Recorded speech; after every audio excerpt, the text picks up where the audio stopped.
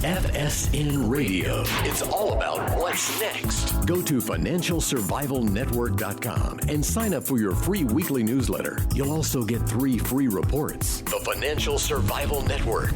It's all about what's next. Welcome. You are listening to the Financial Survival Network. I'm Kerry Lutz, and well, we're always looking for new investment angles, ways to basically get a fair return on your money, superior to what you would get in the local too big to fail national bank that's been nationalized and probably is one right around the corner from you. It's very convenient to deposit your money there and get nothing back in return, or very little, 0.5% a year if you're doing well. And well, we've had this person on before, Kevin Bupp. Met him personally at PodFest, and Kevin has been one of the pioneers of investing in basically trailer parks, higher end trailer parks. It was very profitable for you, Kevin, and now you're on to the next idea. Not quite as earth shattering as the mobile home parks, but perhaps longer run could be much more profitable. Well, I'll let you tell us about it. But first, if you want to find Kevin, just go to Kevin Bupp, that's BUPP.com, and you'll find his site there. And if you got a question about Kevin's systems, how he is a successful real estate investor, why don't you send us an email, kl@kerrylutz.com. So Kevin, welcome back. So tell us your latest. Yeah, Kerry, thanks for having me back. And just I'll clear the air. We've upgraded the name of trailer parks to not even mobile home parks, but manufactured housing communities. And so we're trying to actually polish up the image a little bit of our space. Okay, lipstick on a pig. It's okay, but it's it's funny. It's a very attractive pig. Quacks like a duck. It's a duck, right?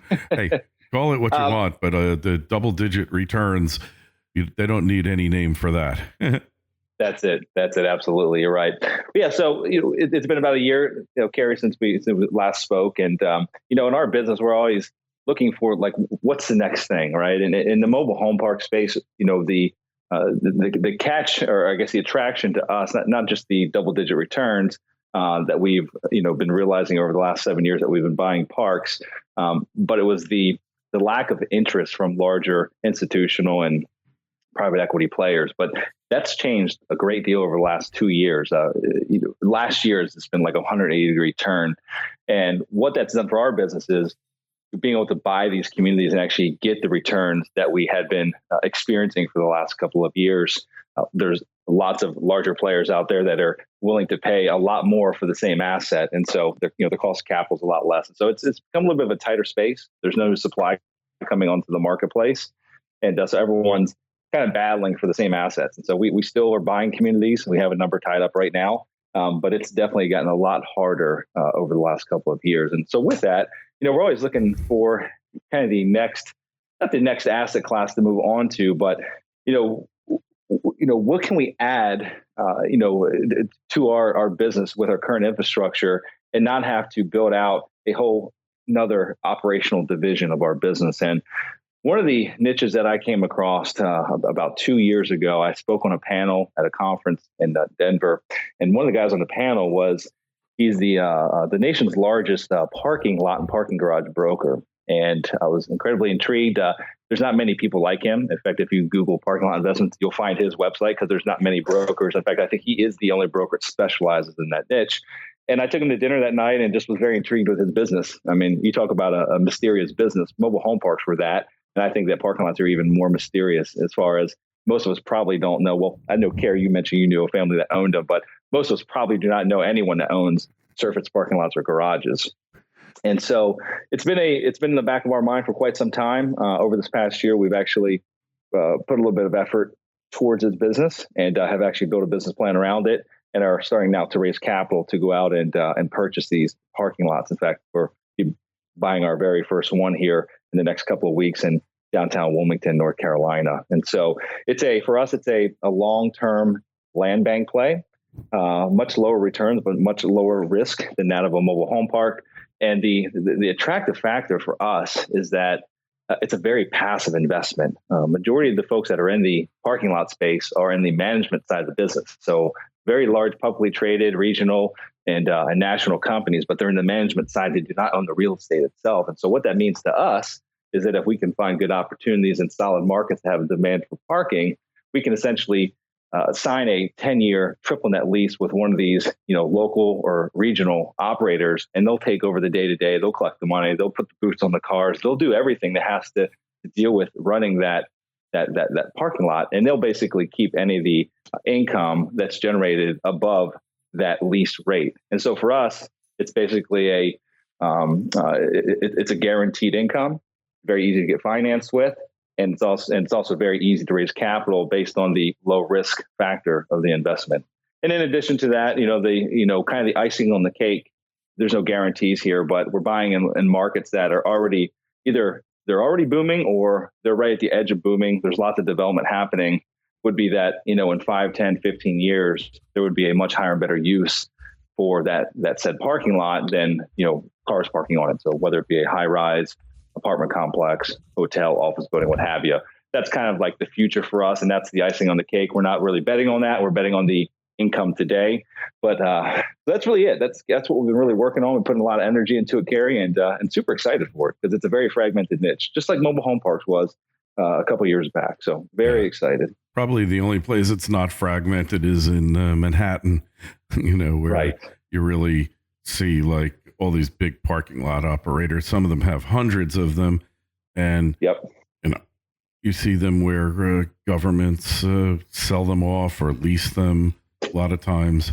So you got a broker out there. How else do you find these opportunities? Do you see an empty piece of land in a main downtown and say that would be a great place for a parking lot? FSN Radio. It's all about what's next. Lumina Gold, ticker symbol LUM on the Toronto Venture and LMGDF on the OTC, is yet another of legendary mining investor Ross Beatty's Lumina Group. It's advancing the largest primary gold deposit in Ecuador. The resource is estimated to contain 16.7 million ounces of gold and 2.2 billion pounds of copper. At just $7 US per ounce gold equivalent, it trades at an incredible 13% of its net present value. More good news is on the way with an updated PEA study expected in Q2 of 2020. It has unparalleled infrastructure. There's grid power to camp with plentiful, inexpensive hydropower available. It's close to 2 ports and is just 8 kilometers from a paved highway. Water is plentiful. It's at low elevation, and the closest community, which is very supportive of Lumina's effort, is just a 7-kilometer ride. With all this going for it, it's likely to follow the typical Ross Beatty formula, which means big returns to shareholders. Find out more and sign up for notifications at luminagold.com. That's Lumina, Lumina gold.com. The Financial Survival Network. It's all about what's next. Yeah, that's a great question. So actually, the parking lot we're about to close on here in a couple of weeks, we found that by doing a direct mail. So we identified about a dozen MSAs here on the East Coast that are, what we felt to be booming. They were growing, lots of development happening. And we basically put together a database. We hired, we're really good at kind of building a database behind the scenes and mapping out every property that exists within specific markets that we're targeting. We did the same thing for mobile home parks, and that's really where we hung our hat and how we found a lot of opportunities that were off market. But we did the same thing for these select markets over the past year here in the parking lot space. And so I literally sent a direct mailing campaign and did a cold calling campaign and uncovered a number of opportunities. Just got the timing right and found a local doctor in Wilmington that owned the parking lot. I bought it years back. He got a great deal when he purchased it. He's not really doing much to run it.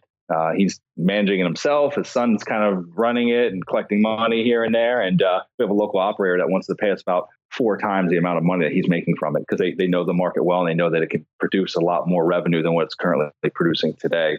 And so we found that one ourselves. And I think that looking back like 5 years ago in the mobile home park space, that's what really set us apart. We built this database of every mobile home park across the country, and then we did what others weren't doing. We picked up the phone and we called owners. We built relationships with them. We sent them letters on a regular basis, basically stating that we had an interest in buying their park. Nowadays, that's kind of run its course. Everyone's doing it, and so it's a very diluted effort if you do that. However, in parking lots, we found that there's not many others out there doing exactly what we're doing. In fact, our biggest competitor in this parking lot space are the developers, the local developers that are developing hotels, office buildings, multifamily, what have you. However, us being a buyer compared to a developer being a buyer, most of the time developers need a long runway. They need to tie up a property for quite some time to go through the initial permitting and approval process to see if it's even going to be a viable idea. And so we can really sell ourselves as a better buyer because we can close quickly and we intend to keep it a parking lot and not try to redevelop it today. Yeah. Well, that makes a lot of sense. And so you're not going to get rich off this thing, but hey, if you hold it for 10 years and then a developer gets an approval on it, you could do quite nicely on it, couldn't you? Yeah, absolutely. And again, that's for us, we're not banking on that. It's just icing on the cake. We really run our financial models and our pro formas based on what can happen today and what's going to happen over the next 5 to 10 years.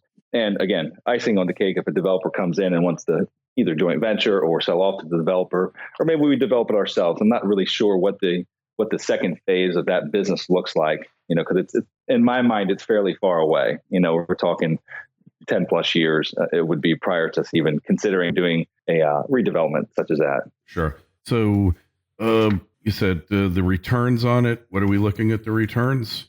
Yeah, so the returns are typically a lot less. What we're shooting for, and this is, again, a lot of these markets that we're looking at, these aren't Manhattan, these aren't Boston.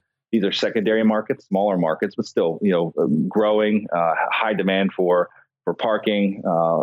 People are flocking to them. But again, it's not a Manhattan, it's not a Boston, it's not a downtown Los Angeles. And so the parking lots that we've been evaluating are going to fall somewhere in the 6 to about 7.5 unlevered returns, so 6 to 7.5 cap rates. There is financing available for these assets, and especially being that we can have a guaranteed lease in place for 10 years. Banks love that.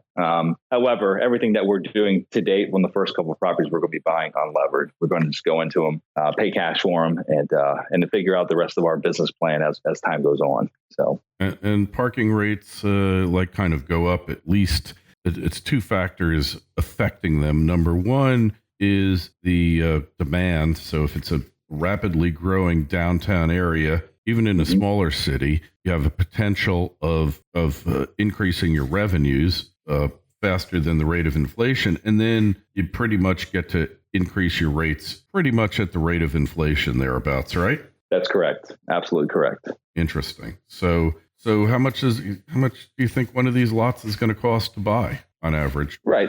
Yeah. Obviously, there's a lot of variables there. It's that's a somewhat of a loaded question. I can tell you what we're paying for the parking lot that we're about to close on. It's $700,000. I believe there's 27 total parking spaces. Again, it's operating as a parking lot today. It's just not being operated all that well. In fact, I'm sure everyone's listening has probably parked at a parking lot over the years where it has those, they call them trust boxes in the industry. The little metal boxes that have the slits in them, and you're supposed to put your dollar in. You're supposed to be trustworthy and integrous individual and put your money in.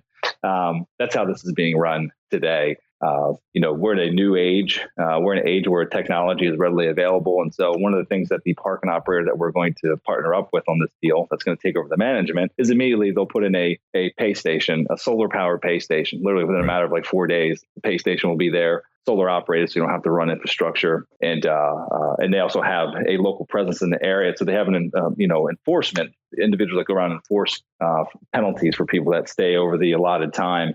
And so again, that operator is very confident in paying us, again, about 4 times what the current revenue is today. And they're going to make some above that as well. And so they're fairly excited about it. They know they can run it a lot better. And for us, it's a guaranteed stream of income. So very attractive all the way around. And there's lots of other parking lots just like that throughout the country, ones that are, again, being run like mom and pop operations. Just literally someone sitting. If you see someone sitting on a chair, Carrie, collecting money, I can promise you half of that's not making it back to the owner of that property. You think? Well, I know like in Florida, we've got like apps that people use. and they're even using them in private parking lots now. So one time I made the mistake. I was in Seattle and I park in this lot and there's nobody there. I'm looking to pay somebody something, and nobody's there. There's no quick pay option. So I say, well, the heck with it. I just go across the street. I'm in the Starbucks for a half hour. I come out and there's a private ticket on my windshield for $35. And I just said, no, there were no signs not to park there. There was nothing. I just said, I'm not paying it. The original, they tried to get me for 20. Then they said, we'll take 10. And I think I just never paid them. It wasn't a rent-a-car. They knew they were not going to get Avis to pay for this.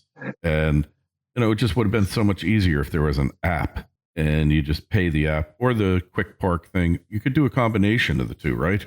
That's correct. Yes. Yeah. Most of these advanced pay stations, they also have, they're kind of tied to an app as well. And so, for example, in this particular parking lot, there's it's kind of on Restaurant Row. So there's lots of waiters and waitresses that park there, bartenders that park there for their shifts.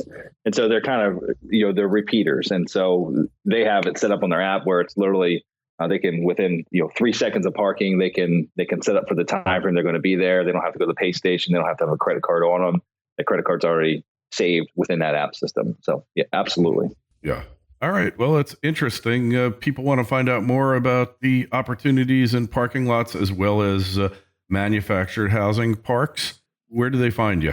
The best place to find me, Kerry, is just my website, kevinbupp.com. And they're on that website.